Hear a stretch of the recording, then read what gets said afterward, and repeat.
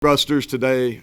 That was kind of the motivation this week. So we talked about really two things: is finishing and finishing well. It says a lot about who you are collectively, but more importantly, it speaks to who you are as a man. And every time you have an opportunity to suit up and play, it's part of your resume, and you should never waste one of those. And our guys definitely didn't today. I thought played extremely hard, played physical. In about as bad a conditions as you can play in. But talking about streak busters, been since 2014, since West Virginia had beaten Oklahoma State, way too long. And then I think we broke a 14-game home winning streak. And there's been a lot of good football teams that have came in here and haven't been able to get it done and sit in this media room, and we were the team that got it done. And so proud of our staff, proud of our players. Again, I think it says a lot about not only the players but the staff. I think is finishing and it hadn't been the year we wanted. It's not really the time to reflect. We'll do something postseason and kind of reflect and talk about that. But today's about this win and coming on the road to do it. I thought we persevered. We were beat up coming in, and I know they were too. And then we lost several good players during the game. They lost a couple. And thought offensively, just talking real quick, offensively we just found a way. And, we ran the ball, 250 yards rushing. Jalen Anderson, who we really like, and we've talked about him a lot the last 2 weeks. He's come on, and he's got a bright future. He's got to continue to mature, but I think he showed some real signs, and that he's got a patient running style, but he was able to break two big ones. I thought our tight ends did a nice job. Both Plende had a rough one on a 3rd and short, but he bounced back. Him and Traylon Davis, and then our offensive line we got a chance to be good. We got to work to get those guys to come back, and I think they will. But you're talking about 3 guys that are playing first-team all-league level: Wyatt Milam, Zach Frazier, and Doug Nestor. And the other guys are coming along. Tomas Rimac, who's a redshirt freshman, right tackle by committee, Hubbard and Yates. But they've gotten better as the year comes back, and all those guys got eligibility left. And then Nico, he's a guy we had the plan to play him. He got in there. He's a little probably anxious is probably the best word to use. We're going to put him in the 3rd drive of the game. We did that. But he comes in the first drive once Garrett got knocked out of the game on. I got to figure out what targeting is. If y'all know that, let me know. But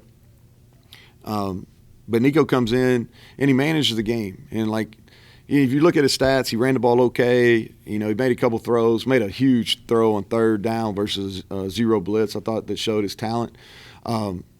But he managed the game, and it is pouring down rain. We're playing on national TV on the road in his first extensive action, and he showed.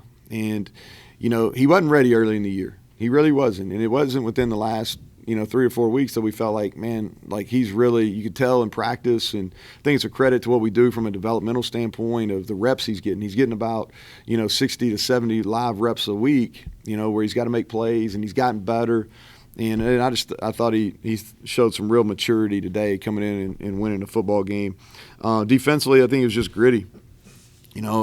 Secondary, we had guys down, and they've been maligned all year, and some of that fairly. But, here we go, man. They made, some nice plays on deep balls in that last drive. 3 really nice plays on the ball. And to get out of that game defending the pass, we've made some improvements. We're nowhere near where we want to be, and like I said, we'll talk more about that later. But I thought we played the run really well. Kind of bent. They hit a few, but we had a lot of no gains and a lot of TFLs, and I thought our D line showed up today. And Jordan Jefferson's had a great year. I think he's had an all-league year. Dante, in his last game, I don't know if his record will ever be broken. The most games ever played by a Mountaineer. I don't know if that'll ever be broken, but I thought he showed up big today, and I was happy to see that. And then special teams, they came after us punting, and Ollie dropped the last one, which the good thing for him, that'll be forgotten because it didn't end up not having an effect on the game, and he showed some athleticism getting it out. But if you look at what he did, they pressured him all night, and we averaged 44 yards a punt. They've got a really good punt returner. We didn't allow him to get loose. And we pinned them inside the 20 a couple different times. So, and then I thought our Casey Legg and, our Operation Brinkman Legg and Colt McGee, they bounced back. The field goal there was big. We were up by 2. To get to a 5-point, that was big. And then they made their PATs. And it's tough sledding. There's water kind of standing on the field, and the balls, you only get 10 balls now, and those balls by late in the game were getting wet. So I thought they did a nice job. So good team win. Happy for them. Be a fun plane ride back. So with that, questions? As you're looking at the weather forecast and putting together what you're going to do, what the guys are expecting, how much does that affect that? And then when you get here and see the conditions, how much adjustment? No, we knew it. I think I said this maybe to Tony on the radio show on Tuesday night. I looked at, Sunday or Monday morning. I was driving in, and I was stopped at a stoplight, and I'll check the weather in Stillwater. So I look at it. Oh, it's going to be 60 and sunny. That'll be nice. All right. Fast forward Tuesday morning. I was coming in, same stoplight, pull out the weather app. I'll look at it, 45 and rainy. I'm like, man, that's a quick change. And then as the week went, we knew it was going to. We practiced. This is our third rain game. So Kansas, Oklahoma, and then today. So we've had some experience playing in it. But we did some wet ball work in the week. So and we knew we were going to have to be somewhat conservative, from a play calling standpoint, if it did get wet. And the conditions were fine in the first half. It was really about, I think by the time our second possession came, in the second half is when it really started coming steady. Any kind of update on Garrett? Yeah, he got a in that head-to-head hit. Yeah, so he's in the protocol. There was a point in the first half, even into the halftime score 10-7. This kind of had to flow in the field of Iowa State. And you said coming off the field at halftime, it's imperative we find a way to run the football. Mm-hmm. And that's kind of what turned it into something other than how things unfolded in Iowa State, was your ability in the second half to make plays in the run game, right? Yeah, and here's the thing, it's hard to call a game, because you go in with a plan, and our plan really was to run the football. We felt like that was our best matchup. They've got some D linemen that were down. We felt like that we could run, but what happened is we weren't getting very many yards, so we threw the ball really more than we wanted to in the first half.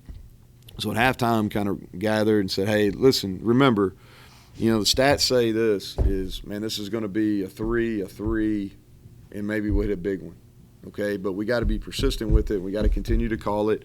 And we did. We went tempo, on the two big ones that Jalen hit, both those are tempo plays. I think that helped us. The quarterback run game helped us. That's a factor, and that's been a factor for us as we've ran the ball here better over the last, 3 or 4 weeks. Obviously, you have Garrett in that plan to run it.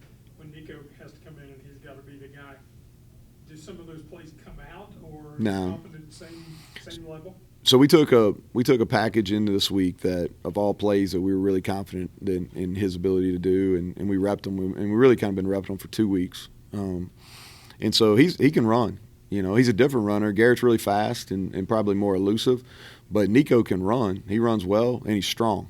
He's 225 pounds, give or take, how Thanksgiving went. But, he's strong. He's got a really strong lower body. And you saw that today. He was really close to breaking 2. On the drive where we hit the field goal, he was really close. And he has that dimension. He's really good on RPOs, and he can run the football.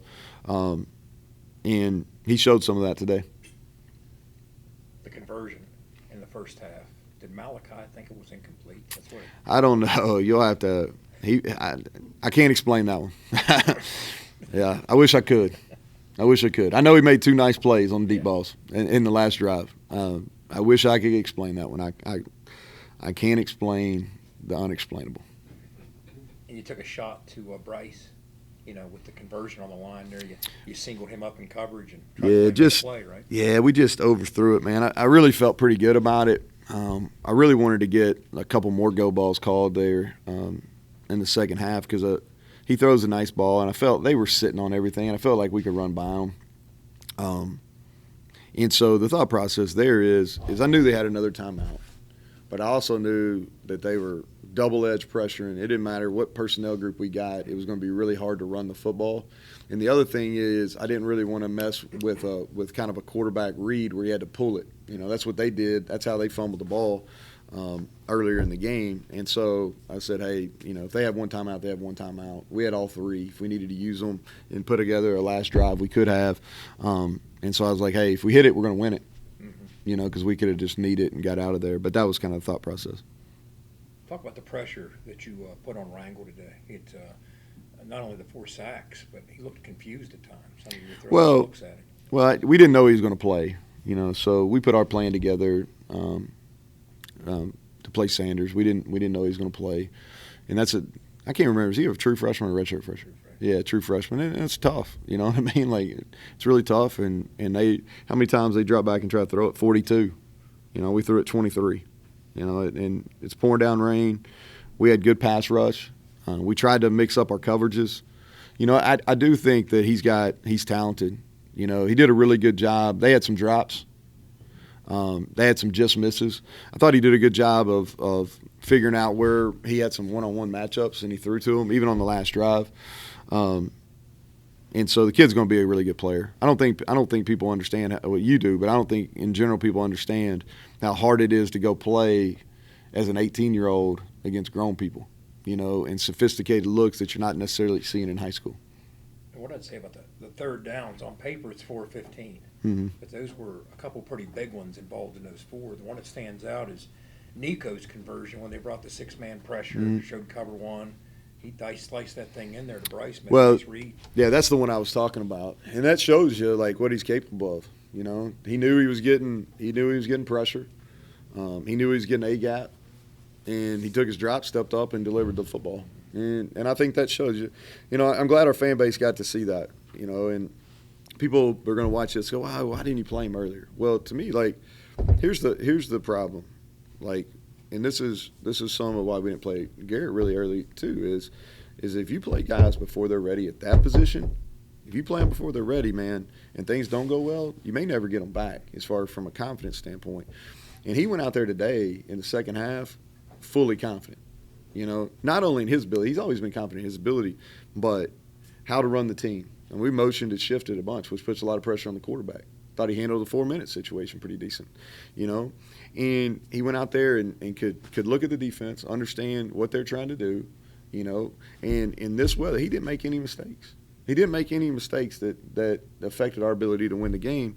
And I'm not sure that would have been the case early in the year. And so he's matured and he's worked. And like I said, proud of him. I'm proud of him. He's patient. He's been a great teammate all year. And the future is bright for him. The way things are changing in the college game, now you've got a little bit different preparation for recruiting your team again and recruiting. Mm-hmm. You have your plan kind of together in that next couple of weeks? Yeah, it'll be the next couple of days. We'll just kind of finalize those things. We're going to enjoy this one for a day. And I've been really I've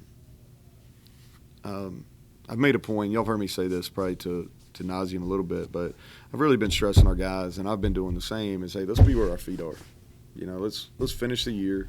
This isn't the record that we want, but let's finish the year, and let's worry about everything that after the year. And so I haven't just preached that. I've been living that. And so, take the night, enjoy this. We got Sunday, Monday, and we'll reconvene as a team, and we'll have a lot of one-on-one meetings. We'll take advantage of the NCAA rule and have those discussions with not only the players but the people close to them.